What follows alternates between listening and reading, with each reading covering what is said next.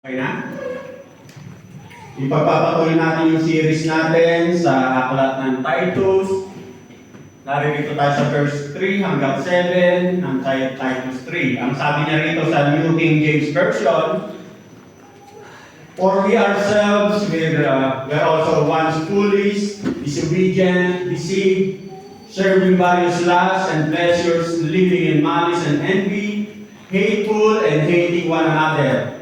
But when the kindness and the love of God, our Savior, toward man appeared, not by works of righteousness, which we have done, but according to His mercy, He saved us, through the washing of regeneration and renewing of the Holy Spirit, whom He poured out on us abundantly through Jesus Christ, our Savior, that having been justified by His grace, we should become heirs according to the hope of eternal life."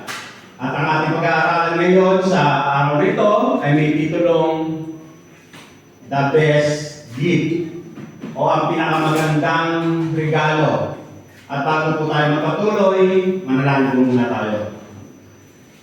Muli po, O Diyos, sa oras ito, patuloy ka namin dinadakila, pinasasalamatan sa iyong kabutihan, sa iyong katapatan. Sa pag-ibig, O Diyos, na pinagkaloob mo sa bawat isa sa amin, Panginoon, na tunay nga, Ama, na Ikaw po ang unang umibig sa amin. At ipinaunawa mo sa amin, Panginoon, kung ano ang tunay na organ ng buhay, Panginoon. Salamat nga po, O Diyos, sa iyong pag-ibig, sa iyong habag, sa iyong awa, sapagkat nagkaroon kami, Panginoon, ng kaligtasan. At naiintindihan namin, Panginoon, na kailangan namin ang kaligtasan nito sapagkat wala ka kami magagawa kung kami nakapukod o nakahiwalay sa iyo, Panginoon. At minsan pa, Ama, dalayan ko nga po, O Diyos, na sa oras ito, patuloy mong pangunahan ang bawat isa sa aming Panginoon. Ang bawat makikinig sa mga sandali nito, O Diyos, buksan mo nga po ang puso at isipan ng bawat isa upang na sa gayon ang nais mong ituro sa mga sandali nito, patuloy na tanggapin ang katotohanan na nais mong ipaalala kung bakit nga po namin sineselebrate ang kapanahunan nito, Diyos, ang Kapaskuhan, Panginoon. Dalayan ko nga po na tunay nga sa mga sandali ito, dalayan ko na makausap ka sa tulong gabay ng Santong Espiritu, patuloy na tanggapin namin, Panginoon, ang katotohanan na nais mong ipaalala sa mga sandali ito, Diyos. Maging sa oras ito, kung may nakikita nga po, Ama, ng mga pagkukulang, minsan pa ang dalangin ko, O Diyos, kapatawaran upang nasikain wala akong maging balakid sa aming pag-aaral ng iyong mensahe, Panginoon. Tunay nga, O Diyos, na instrumento lamang ang iyong panlingkod, pero ikaw po, O Diyos, ang tunay na mangungusap, Panginoon. Patuloy po namin pinagkakatiwala ang sandaling ito, O Diyos. Tanging ang pangalan na lamang, O Diyos, ang siyang tatanggap ng pinakamatas na papuri para at pagsamba sa tanging pangalan lamang ng iyong anak Jesus na Panginoon. Pasarin tayo pagligtas. Amen. At dito nga sa ating pag-aaralan, the best gift, ang pinakamagandang regalo. Kung bakit ito yung panahon na kung saan ay Christmas season, panahon na kung saan ay bigayan ng regalo at makakatanggap tayo ng mga regalo. Mamaya, Christmas party natin, meron tayong exchange gift, may mga makatatanggap at may tatanggap ng regalo. Dito, pag sinabi mong the best gift o pinakamagandang regalo, kanino nga ba natin matatanggap ang pinakamagandang regalo ito? Sino ba ang magbibigay ng pinakamagandang regalo ito? At paano natin matatanggap ang pinakamagandang regalo ito? Kung maaalala natin kung bakit natin sineselebrate ang Kapaskuhan 2,000 years ago ng ating Panginoon sa Kristo sa kanyang pagkakatawang tao, kumbaga isinilang siya. Sa kanyang pagkakatawang tao, isinilang siya doon sa lugar ng sabsaban sapagkat wala nang tumatanggap sa kanyang magulang, sa kanyang mga magulang kasi puno na yung mga inn o yung bahay yung tuluyan kung saan sila pwedeng mangpahan. Ang sabi nga sa John 3:16, kumbaga, alam na naman natin yan, ang sabi niya rito, For God so loved the world that He gave His one and only Son, that whoever believes in Him shall not perish, but have eternal life. Kung sino man ang siyang mananalig, maniniwala sa kanyang bugtong anak, ay hindi mapahamak, bagkos ay magkaroon ng buhay na walang hanggan. Last week, pinag-aralan natin na tayo, mga Kristiyano, kumbaga, tayo yung mga nanalig sa ating Panginoong Jesucristo. Kaya nga tayo naging Kristiyano. I am nothing without Christ. At doon, pinalalahanan tayo na tayo nakatanggap lang ng biyaya kung bakit tayo naging mga mananampalataya. At pinalalahanan tayo kung ano yung buhay na nararapat natin bilang isang nakatanggap ng kanyang biyaya. Ngayon, sa pagkakataon ito, pinapaalala muli sa atin na kung paano nga tayo mamumuhay sa biyayang ating natanggap. At dito sa ating pag-aaralan, meron tayong 4 na pinakang key points na titingnan. Yung una na pinapaalala sa atin dito ay yung ating kalalagayan. Doon sa verse 3 ng chapter 3, ang sabi nga dyan, the fallen nature. Pag sinabi mong fallen nature, ibig sabihin, bagsak. The fallen nature of man. Bagsak ang kalikasan o kalalagayan ng tao sa paningin ng Diyos. Ibig sabihin, palito. Kumbaga, botsato tayo. Ang sabi nga ni Sister Cathy kanina doon sa kanyang testimony, doon sa inalisang eskwela o eskola ni Mary, kumbaga parang nalulungkot siya kapag yung card day, hindi magaganda yung sinasabi ng profesora ni Mary. Ganon din tayo. Yun yung dati nating kalalagayan. Botsato tayo, bagsak ang tao sa pamantayan ng Diyos. Doon sa verse 3, ang sabi nga, for we ourselves were also once foolish, disobedient, deceived, serving various lusts and pleasures, living in malice and envy, hateful and hating one another. Yan ang dati nating kalalagayan. Foolish. Hindi makaunawa, not understanding, hindi marunong, walang alam, hangal, bobo. Yan ang nature dati. O kaya ang nature ng tao. At ang sabi nga niya rito, disobedient, unwilling to be persuaded, ayaw niyang sumunod, ayaw niyang mautusan, ayaw niyang manalig. Kumbaga, linlang siya o nalilin lang siya, deceive siya. Kumbaga, ang gusto niya, mamuhay siya sa kaparaan ng gusto niya. Yun ang kalalagayan ng tao. Ang sabi nga ni Pablo sa Ephesians chapter 4, verse 17 and 18. This I say therefore and testify in the Lord, that you should no longer walk as the rest of the Gentiles walk. Kumbaga, huwag ka na raw, o huwag na raw tayong lalakad katulad ng mga hintil. Ano ba yung mga hintil? Alam naman natin na yun yung sinisimbolo ng mga hindi mananampalataya. In the futility of their mind, having their understanding darkened, being alienated from the life of God because of the ignorance that is in them, because of the blindness of their heart. Dahil sa kanilang kamangmangan at katigasan ng ulo, wala silang bahagi sa buhay na kaloob ng Diyos. Yan ang tunay na kalalagayan ng tao.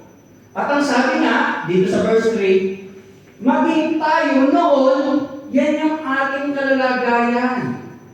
Ipinapaalala sa atin na yan yung dati nating kalalagayan.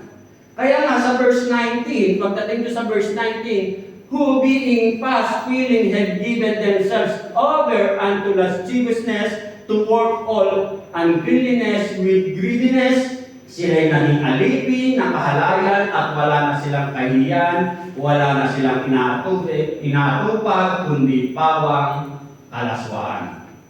Kumbaga, yan ang kalalagayan ng tao. Bagsak sa pamantayan sa paningin ng Diyos.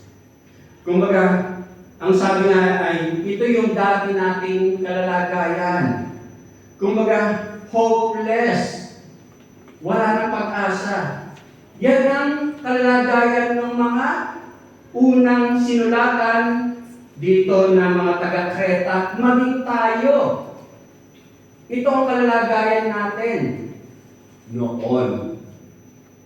Kumbaga, ito yung dati nating kalalagayan, pero sa kapangyarihan at biyaya ng Diyos, tayo'y nakalaya. Kumbaga, ipinapaalala dito sa unang punto natin. Yung pangalawa na pinapaalala ng Diyos sa sandaling ito, the kindness and love of God. Yung kabutihan at pag-ibig ng Diyos. Sa verse 4, ang sabi ng text natin, but when the kindness and the love of God, our Savior, toward man appeared. Kumbaga, kung hindi dahil sa kabutihan ng Diyos, kung hindi dahil sa pag-ibig ng Diyos, kumbaga, mananatili tayo sa kalalagayang hindi tayo marunong makaunawa. Mananatili tayo sa kalalagayang lagi tayong sumusuway sa nais at pamantayan ng Diyos. Mananatili tayo sa kalalagayang tayo'y kaaway ng Diyos.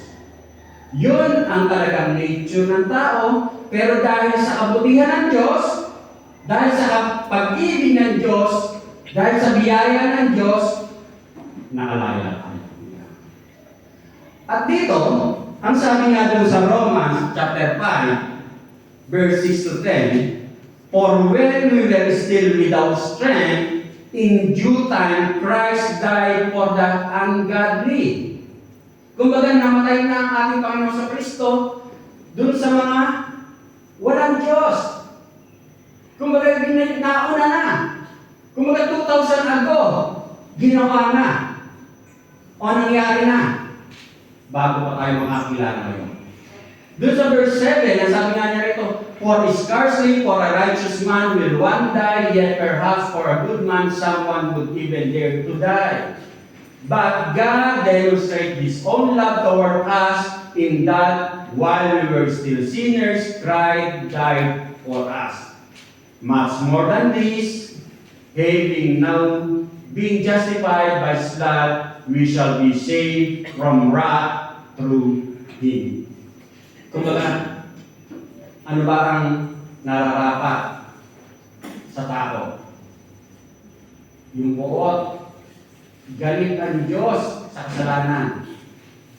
Pero dahil nga tayo'y nakalaya na dahil sa kabutihan, pag-ibig ng Diyos, kumbaga, nakalaya na tayo sa kalalagayan yon. At dun sa verse 10, sabi, for if when we were enemies, we were reconciled to God through the death of His Son, much more having been reconciled, we shall be saved by His life. Kumbaga, nakalaya tayo, isinalwa tayo, dahil dun sa ginawang sakripisyo ng ating Panginoon sa Kristo dun sa krus ng Kalbaryo. Kaya na, kumbaga, hindi natin magagawang makalaya sa kalalagayan yun kung sa sarili nating kakayanan.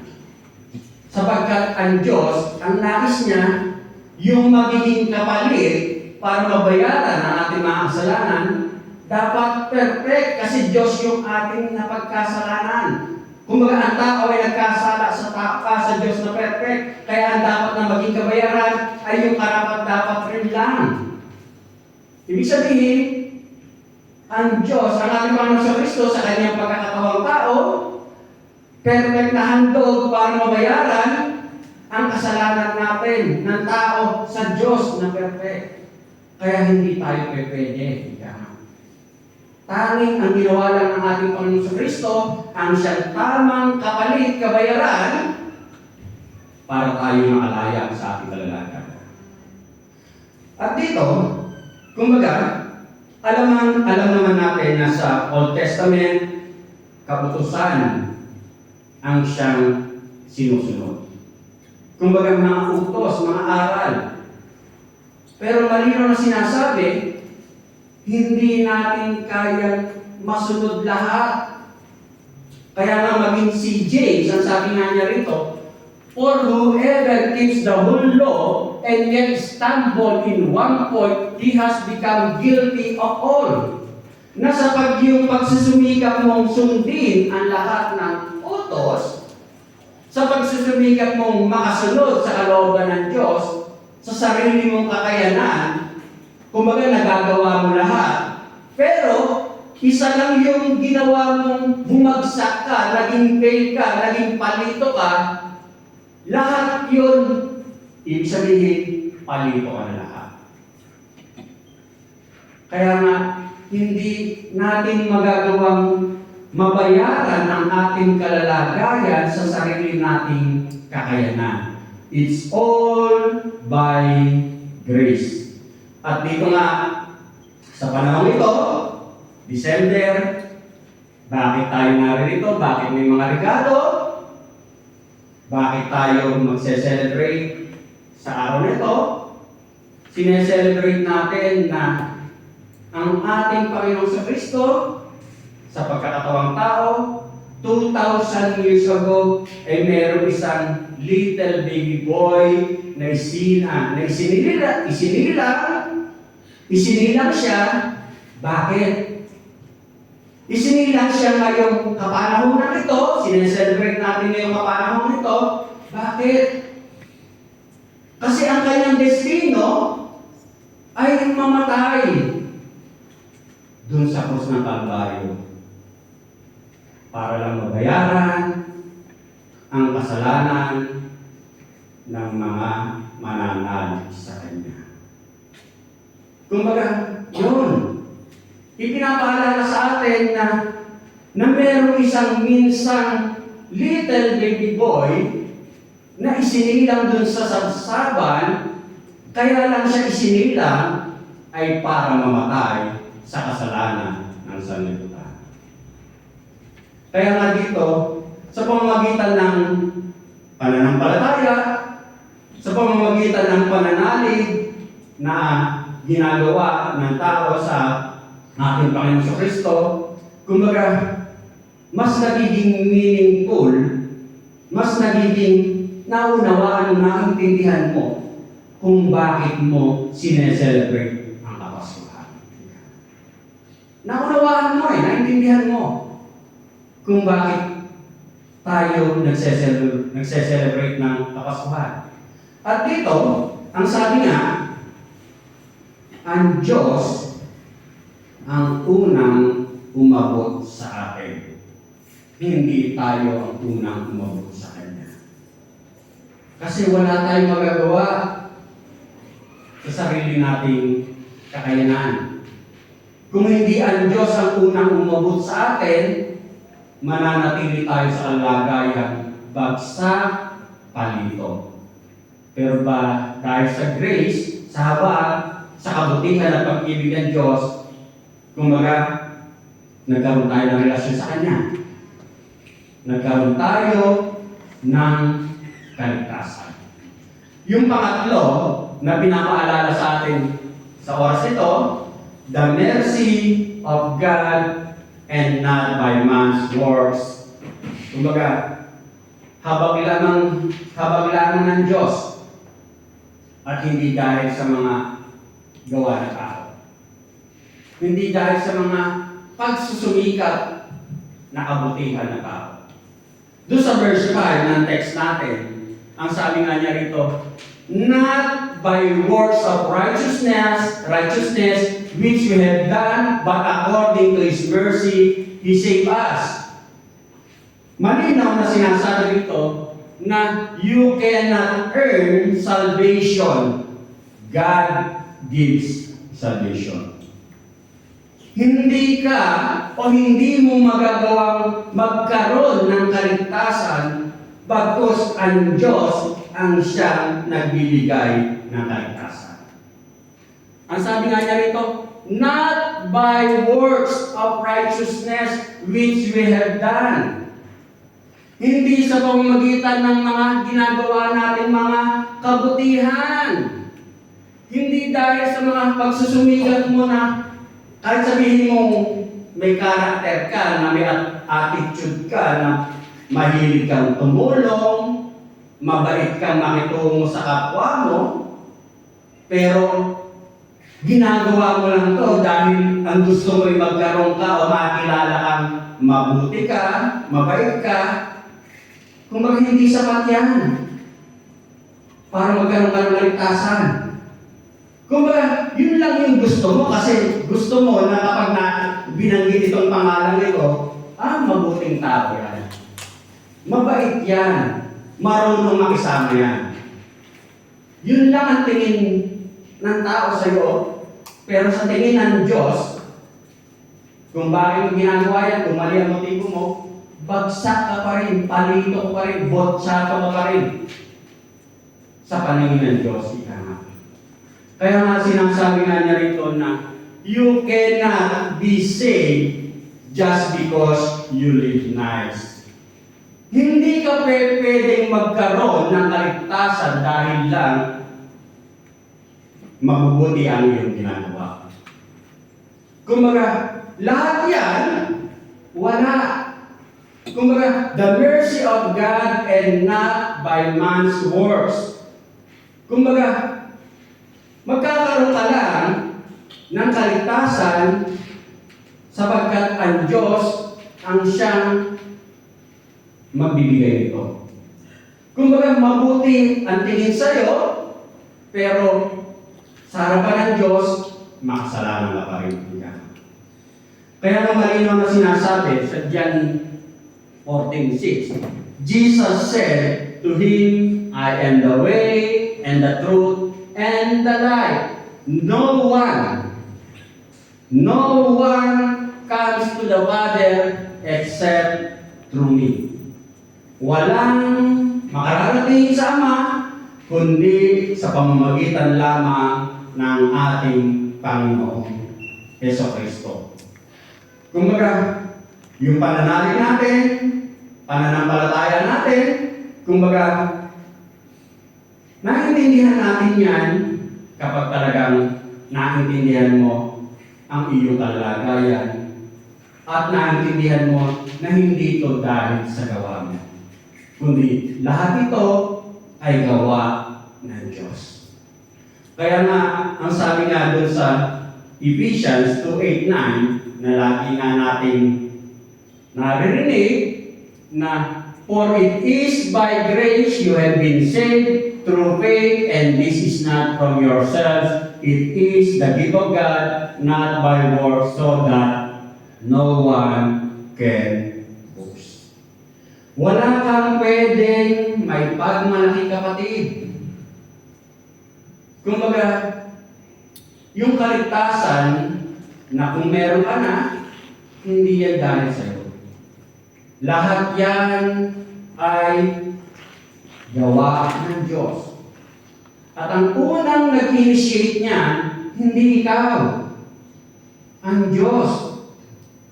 Kumbaga dito, makita natin na hindi ka pwedeng magkaroon ng kaligtasan. Sabihin na natin na lagi kang umaattend ng gawain, lagi kang nananalangin, nag-aaral ng salita ng Diyos, nagbabasa ng Biblia, ginagawa mo lang yan pero wala ka pa rin relasyon sa Diyos, hindi ka pa rin magkakaroon ng kaligtasan. Kasi dapat muna maintindihan mo kung ano yung kalalagayan mo na talagang ikaw ay walang magagawa sa sarili mong kakayanan. Magaganda yung mga bagay na yan. Yung lagi kang umaattend, yung lagi ka nag-aaral, lagi ka nananalangin, lagi kang nag-aaral ng salita ng Diyos, nagbabasa ng salita ng Diyos. Tama lahat yan. Pero yung mga yan, bunga na lang yan kung bakit mo ginagawa. Pero yung kaligtasan, kumbaga, kaya mo ginagawa yung mga bagay kasi nga naiintindihan mo yun tayo, naiintindihan mo na kung ano yung kalagayan mo. Na ikaw ay hindi marunong maunawa, disobedient ka, hindi ka marunong umintindi sa kalooban ng Diyos, na wala ka talagang magagawa sa sarili mo. Yun ang nais paunawa rito. Na, ang sinasabi niya, dahil lamang sa awa ng Diyos, itong batang ito, itong lalaking ito, itong taong ito, gusto kong bigyan ng ligtasan. Kaya nga, ito yung best gift na ino-offer ng Diyos. Ang pinakang magandang regalo. Natanggap mo na ba? Kaya nga, ang sabi, wala kang dapat ipagmalaki. Kaya nga, ang paalala sa atin dito, yung kaligtasan always produces works. Salvation always produces works. Kumbaga, gagawa ka ng mga mabubuting bagay, gagawa ka o may resulta yung kaligtasan mo kasi alam mo kung ano yung kaligtasan tinanggap mo. Pero hindi ka magkakaroon ng kaligtasan dahil sa mga ginagawa mo. Nag-get nyo? Kumbaga, kaya ka gumagawa, kaya ka naglilingkod, kaya ka nagmi-ministry, kaya ka nagpapagamit sa kalooban ng Diyos. Kung bakit mo ipinaglilingkod ang buhay mo sa Panginoon, kasi nakatanggap ka ng kaligtasan. Nakatanggap ka ng kapatawaran sa iyong mga kasalanan. Kaya nga mga kapatid, ang pinapaalala nga sa atin dito, you can only be saved on the basis of God's mercy. Kumbaga, maliligtas lamang tayo dahil sa habag, awa ng Diyos. Kaya nga sabi kanina, itong taong to, gusto kong bigyan ng kaligtasan. Ang sabi nga ni John, chapter 15, verse 16, you didn't choose me, I chose you. Ang sarap na ako, ang pangit ng personal background ko, kilala mo ang sarili mo, pero malinaw na sinasabi ng salita ng Diyos na hindi mo pinili. Ako ang pumili sa'yo. Kaya kapag na-realize mo yun, na sino ako para bigyan ng Diyos ng kapatawaran sa aking mga kamangmangan, sa aking mga kahangalan, sa aking mga kabulastugan. Sino ako? Hindi dahil sa'yo. Ang Diyos ang siyang gusto lang kitang piliin. Gusto lang kitang bigyan ng kaligtasan. Gusto ko lang patawarin ang iyong mga kabulastugan, ang iyong mga kasalanan. You didn't choose me. I chose you. Ang sarap Kasi, tingnan mo, ang Diyos ang siyang nagsimula para lang magkaroon kayo ng relasyon, para lang tanggapin mo yung ino-offer niyang regalo para sa iyo. Kaya nga dito, makita natin na kaya lamang tayo nakagagawa ng mga mabubuting bagay, kaya nagiging tama ang motibo natin sa ating paglilingkod kasi nga alam mo kung ano yung isinakripisyo ng Diyos dun sa cross ng Kalbaryo. Alam mo kung bakit natin sinaselebrate yung Kapaskuhan. Sa panahon ito na 2,000 years ago, na mayroong isang little baby boy ay sinilang doon sa sabsaban na ang kanyang destino ay mamatay doon sa cross ng Kalbaryo. Para sa kabayaran ng iyong kasalanan. Yung pang-apat na pinapaalala sa atin, the true salvation and hope of eternal life. Dun sa ikalawang bahagi ng verse 5 hanggang 7. Ang sabi nga niya rito, through the washing of regeneration and renewing of the Holy Spirit, whom He hath poured out on us abundantly through Jesus Christ our Savior, that having been justified by His grace, we should become heirs according to the hope of eternal life. Dito, meron tayong apat na mas pagbubulay-bulayan o sub-key points. Yung una, ang sabi nga niya rito, God washes you clean. Kumbaga, hinugasan ng Diyos o hinugasan ka ng Diyos para maging malinis ka. Ang sabi nga niya rito, through the washing of regeneration and renewing of the Holy Spirit. Halimbawa, kapag nagkakainan tayo, siyempre yung mga plato, mga kaldero, pinaglutuan, kumbaga marurumi yan, huhugasan yan para maging malinis. Sa ating kalalagayan, kasi nga ang nature ng tao, bagsak, palito o tsato sa paningin ng Diyos. At ang sabi nga, ang Diyos ang siyang unang nag-initiate, pumili, para hugasan ka, baguhin ka, sa pamamagitan ng Santong Espiritu. Kumbaga kasi hindi mo nga magagawa eh. Hindi mo kaya sa sarili mong kakayanan. Kapag sinabi mong regeneration, regeneration is due to the Holy Spirit by water baptism is first outward act that God requires to complete the path.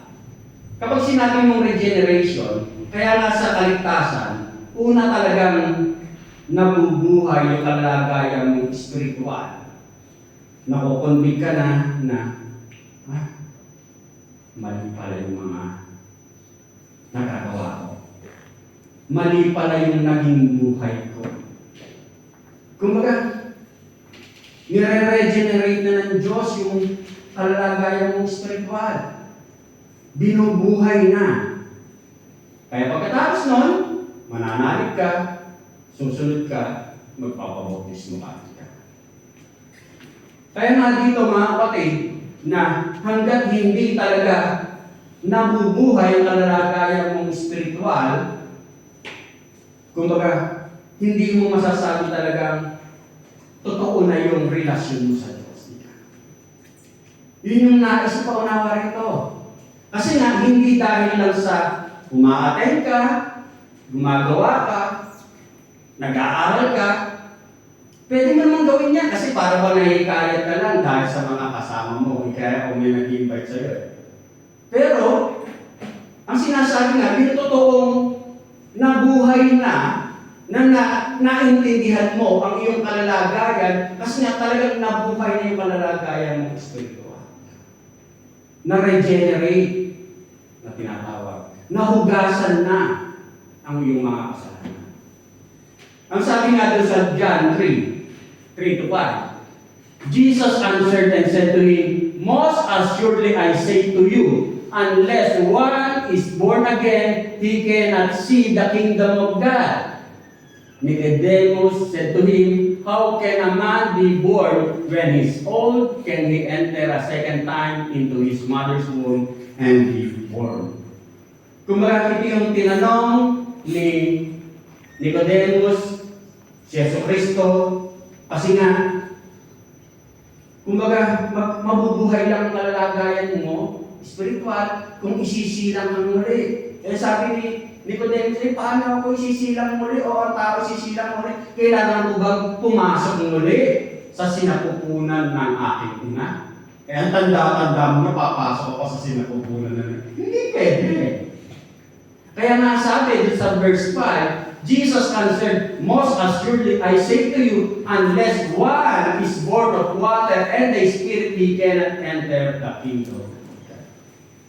Kung kailangan mabuhay, may silang muli ang kanyang Espiritu. At dito, ibig sabihin, kapag yun, naintindihan mo, kung talagang nalilinis ang dati mong kalagayan. At dito, ang sinasabi nga na yung pag-alala natin ng Kapaskuhan, pag-alala natin na minsan ay may sinilang na little baby boy sa kapanahon ng ito ang maaaring maging simula ng iyong bagong pagkasila. Kasi naiintindihan mo, naunawaan mo kung ano yung tunay na rason ng Kapaskuhan. Yung true meaning of Christmas. Naintindihan mo, naunawaan mo.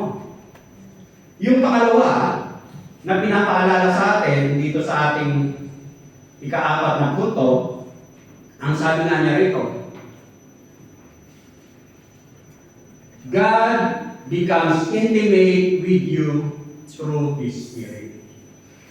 Kung nagiging malalim ang relasyon o may relasyon na malalim, ikaw at ang Diyos dahil sa Kanyang Espiritu. Doon sa verse 6, whom He poured out on us abundantly through Jesus Christ our Savior. Masaganang ipinagkaloob ng Diyos sa atin ang Espiritu Santo sa pamamagitan ng ating tagapagligtas na si Yesu Cristo. Kumbaga, nung tanggapin natin ang ating Panginoong Yesu Cristo bilang personal Lord and Savior, kumbaga, tinanggap mo ang Santong Espiritu. Kaya dito, nagkakaroon tayo ng tunay na relasyon sa Kanya. Naintindihan mo kung ano yung relasyong ikaw at ang ating Diyos. Ang sabi nga doon sa Romans 8:10-17, and if Christ is in you, kung si Jesu Cristo ay nasa sayo, the body is dead because of sin, but the Spirit is life because of righteousness. Kung nakakagawa ka man ng pagkukulang, pagkakamali, dahil sa laman mo. Pero, dahil sa Espiritu, kumbaga may buhay ka, may katuwiran ka, nagiging matuwid ka. So verse 11, but if the Spirit of Him who raised Jesus from the dead dwells in you, kung nananasa inyo, He who raised Christ from the dead will also give life to your mortal bodies through the Spirit who dwells in you. Kaya nga kahit para bang napapagod ang iyong katawang pisikal, pero dahil may nananahan sa iyong Santong Espiritu, kumbaga, nakakapagpatuloy ka. Andari abanti. Yung laging sinahabi ni Steph share sa kanyang testimony na yung Sunday para kung tinatamad siya. Ayaw niyang umaten. Maaari tayo, bendaan din natin yan. Pero bakit? Sunday, naririto ka pa rin. Kasi kung laman mo lang ang susundin mo, hindi mo magagawa. Pero bakit mo nagagawa? Kasi mayroong Espiritu na nananahan sa Diyos. Doon sa verse 12, therefore, brethren, mga kapatid, we are debtors not to the flesh, hindi sa laman, to live according to the flesh, hindi tayo sa laman. Susunod, sa verse 13, for if you live according to the flesh, you will die. Talagang nanlalata ka, manghihina ka kung sinusunod mo yung laman mo. But if by the Spirit you put to death the deeds of the body, you will live. Magpapatuloy ka. Kung ang sinusunod mo ay ang Espiritong ipinagkaloob sa Diyos. ipinagkaloob sa'yo. Sa 14, for as many as are led by the Spirit of God, these are sons of God. 15, for you did not receive the spirit of bondage again to fear, but you received the spirit of adoption, whom we cry out, Abba Father. The Spirit Himself bears witness with our spirit that we are children of God, and if children, then heirs of God, and joint heirs with Christ, if indeed we suffer with Him, that we may also be glorified together. Kumbaga, nagagawa mong maganda rin abandi, nagagawa mong maging matatag sa mga hamon ng buhay. Bakit? Kasi naririyan ang Holy Spirit na kasakasama mo. Nakakapagpatuloy ka. Kumbaga, nagiging matatag kang humarap sa hamon ng buhay. At alam mo, ang sabi nga doon sa verse 17, and if children, then heirs of God, and joint heirs with Christ. Kasi alam natin na meron tayong tunay na inaasahan. Meron tayong tunay na pag-asa dahil sa ating pananampalataya sa ating Panginoon Hesus. Hindi nasasayang. Hindi baliwala yung ating pamumuhay sa ating buhay pananampalataya. Kasi alam mo na yung pananampalataya natin, kumbaga, hindi nasasayang at may katotohanan ang ating inaasahan. Yung pangatlo na pinapaalala sa atin sa letter C, God justifies you. Doon sa verse 7, that having been justified by His grace, upang tayo gawing matuwid sa pamamagitan ng kanyang kagandahang loob. Kapag sinabi mong justified, yung justified to render just or innocent. Yung maging makatwiran ka na maging makatarungan ka, o maging inosente ka na. Halimbawa, sa isang hukuman, kumbaga, dahil sa meron nang nagbayad sa iyong mga kasalanan, binayaran na natin Panginoon sa Kristo, justified ka na. You are innocent. Itong taong ito, inosente na to sa kanyang mga kasalanan. Bakit? May nagbayad na ito. Sino? Ang ating Panginoon sa Kristo. Kaya na, ang sabi nga niya rito, such justification comes through the blood of Christ. Nabayaran lamang ito dahil sa dugong tumagas doon sa krus ng Kalbaryo. Ang sabi nga doon sa Ephesians 1:7, in Him we have redemption through His blood, the forgiveness of sins in accordance with the riches of God's grace. Kumbaga, pinalaya ka na. Naridim ka na. Hindi dahil sa gawa mo, kundi dahil sa dugong tumagas sa krus ng Kalbaryo ng ating Panginoong Kristo. Kumbaga, ito yung ipinapaalala ng Diyos sa mga sandaling ito sa panahon ng Kapaskuhan. Sa oras na ito natin pinag-aaralan ang mensahe niya. Ang sabi nga sa 2 Corinthians 5:21, for our sake, He made Him to be sin who knew no sin. Kumbaga, ang ating Panginoon sa Kristo, wala siya kalang sa kasalanan. Pero naging kasalanan siya para na sa gayon, so that in Him we might become the righteousness of God. Upang nang sa gayon ay maging matuwid tayo sa harapan ng Diyos. Kumbaga, siya ang pumalit sa ating kalagayan. Kaya na dito, makikita natin na tubos ka na, tinubos ka na, justified ka na. Kumbaga, kapag yung halimbawa minsan ay parang nagbabalik tanaw na, ligtas ba ako? Baka dinidisip ka lang minsan ng kaaway. Pero kung alam mo sa puso't isipan mo kung sino yung tinanggap mo, malinaw na bayad ka na. Bayad na ang iyong mga kasalanan. At hindi dahil sa iyo, dahil ang gumawa ay ang ating Panginoong Jesucristo. Yung pang-apat na pinapaalala sa atin, ang sabi nga niya rito,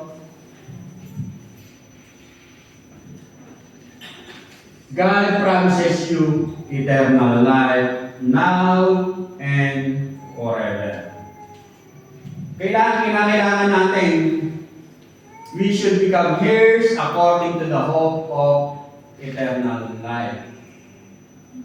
Kumbaga, ang paalala sa atin, kumbaga, pangako ng Diyos na meron kang buhay na walang hanggan, now and forever.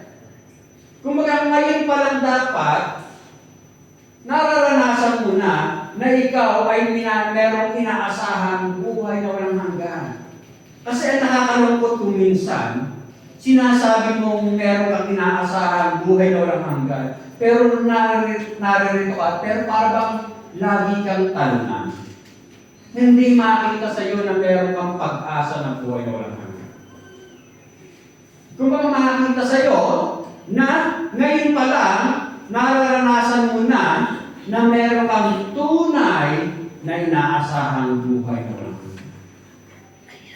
Kaya nga, ang sabi doon sa Romans, ang paalala sa atin sa Romans 6:22-23, but now being made free from sin and become servants to God, ye have your fruit unto holiness, and the end everlasting life. For the wages of sin is death, but the gift of God is eternal life through Jesus Christ our Lord. Ngayon pa lang mga kapatid, makita na tunay nga meron kang inaasahang buhay na walang hanggan. Oo, ang buhay natin dito sa mundo ito, masalimuot, kailangan mong maging matatag. Kaya nga ang sinasabi, paano mo pinahawakan ang mga pangakong sinasabi ng ating Diyos ng kanyang mga salita. Maging, ang paalala nga doon sa, kung maalala natin doon sa Titus, chapter 1, verse 2. In the hope of eternal life which God, who cannot lie, promised before time began. Yung Diyos natin pinaglilingkuran, totoo. Kung mapahawakan mo yung mga pangako niya, panghawakan mo yung mga salita niya.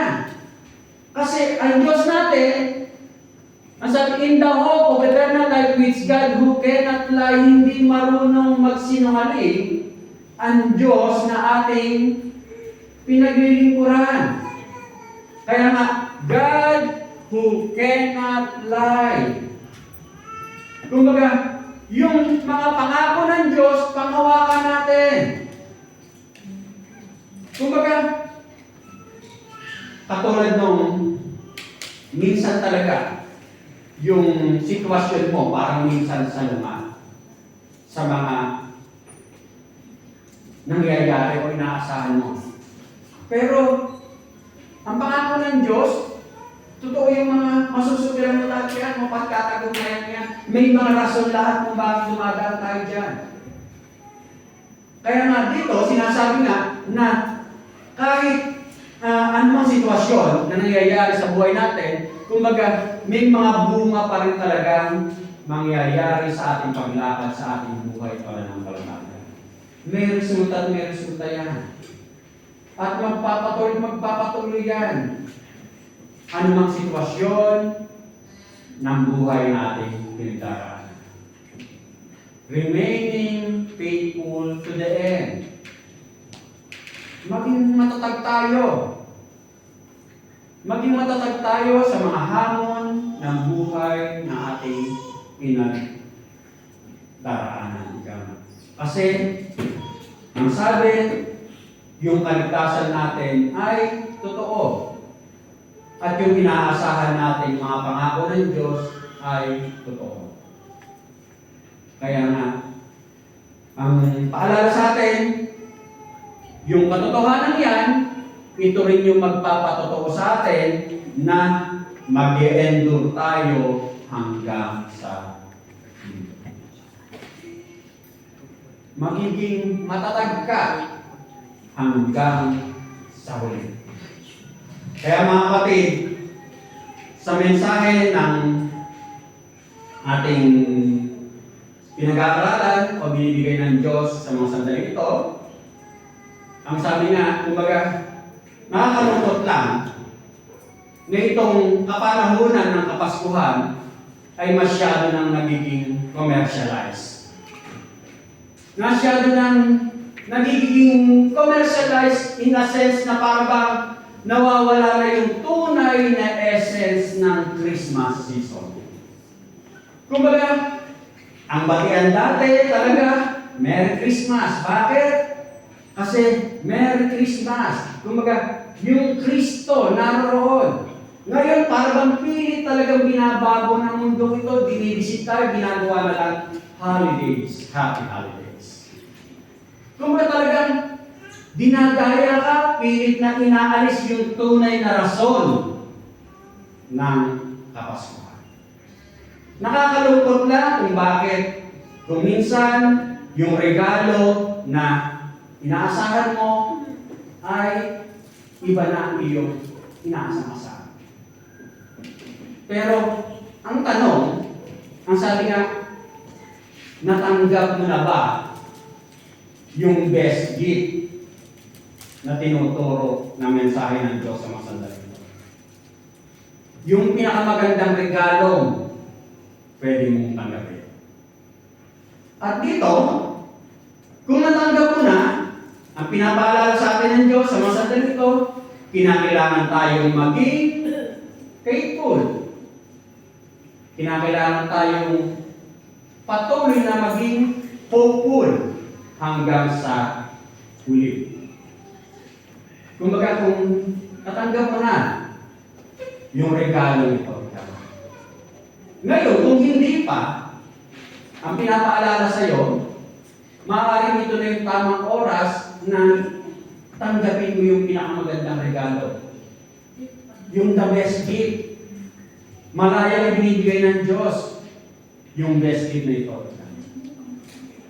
At dito, ang sinasabi nga na itong siguradong, itong pinakamagandang regalo nito, may kasiguraduhan ka na sa iyong kaligtasan. May kapatawaran na ang iyong mga kasalanan. Past, present, at meron na naghihintay sa iyo buhay na walang hanggan. Matapos man ang buhay dito sa mundo ito, meron tayong siguradong inaasahan na buhay na walang hanggan. Ngayon, kung hindi mo pa natatanggap, paano mo tatanggapin? Una, aminin mong may pagkakasala ka.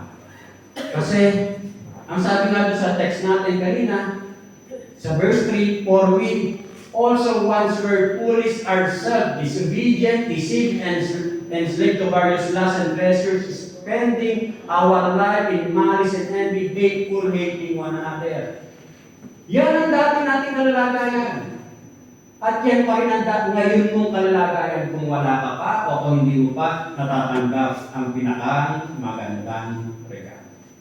Maging sa Romans 3:23, for all have sinned and fall short of the glory of God. Pag inamin mo ang iyong kasalanan, kumbaga, mag-relate ka lang lahat parati sa ating Panginoon sa Kristo. Hindi sa iyong mga gawa. Kasi kailangan tanggapin mo, maintindihan mo kung ano yung ipinalit ng ating Panginoon sa Kristo para sa iyong kalagayan. At magkakaroon ka ng kapatawaran sa iyong mga kasalanan.